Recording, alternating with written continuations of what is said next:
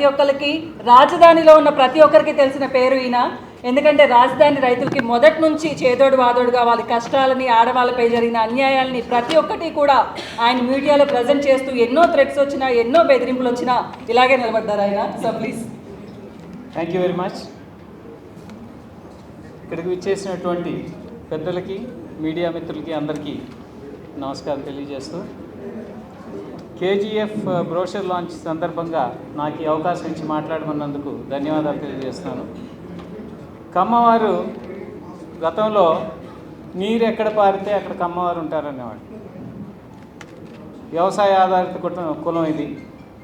ఇక్కడి నుంచి చదువును అభ్యసించారు, ఉద్యోగాలు, వ్యాపారాల్లోకి వెళ్ళారు.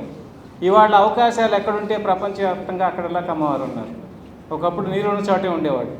నీరు దాటి చదువుతో పాటు వ్యాపార దృక్పథాన్ని అవలంబించుకుని ప్రపంచంలో నలుదిక్కులా ఉన్నారు. ఈ నలుదిక్కులా ఉన్న కమ్మవారందరినీ కూడా ఒక వేదిక మీదకి తీసుకొచ్చి మన బలం ఏంటి, మనం ఎంతవరకు ఉన్నాం. ఒకప్పుడు చూసినట్టయితే వ్యవసాయ పరంగా కర్ణాటకకి వెళ్ళాం. ఇందాకే రామకృష్ణ గారు చెప్పారు, 1,00,000 మందితో మహాసభ చేశాను.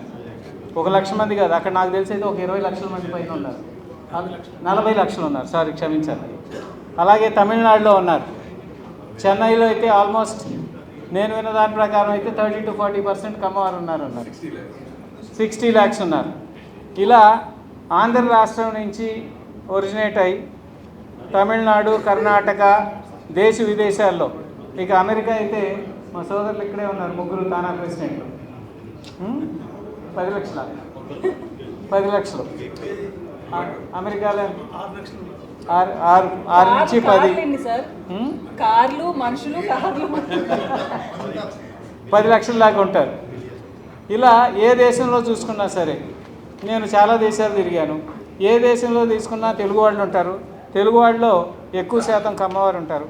వీరందరినీ కూడా ఒక వేదిక మీదకి తీసుకొచ్చి మన ఐక్యత చూపిస్తూ సమాజానికి ఏ విధంగా ఉపయోగపడాలి, జన్మభూమికి తిరిగి ఏ విధంగా ఉపయోగపడాలి, మనతో పాటు ఉన్నటువంటి మిగిలిన సామాజిక వర్గాలు, బడుగు బలహీన వర్గాలు ఎవరైతే మనతో ప్రయాణం చేశారో మన తాత ముత్తాతల నుంచి, వాళ్ళందరికి కూడా ఎలా అండగా నిలబడాలనే ఉద్దేశంతో ఈ కేజీఎఫ్ ముందుకు తీసుకెళ్లాలని ఆశిస్తూ రాబోయే రోజుల్లో జరగబోయే ఈ కార్యక్రమం ఏదైతే ఉందో జూలైలో అది సఫలీకృతం అవ్వాలని, దాని ద్వారా సమాజానికి కమ్మవారు చేసినట్టు గతంలో ఎటువంటి సేవలు చేశారు, ఇవాళ మీరు ముఖ్యంగా తీసుకున్నట్టయితే ఆంధ్ర, తెలంగాణలో ఎడ్యుకేషన్ అనేది ఒక రెవల్యూషన్ తీసుకొచ్చింది అన్ని కులాల్లోనూ, అన్ని కుటుంబాల్లోనూ.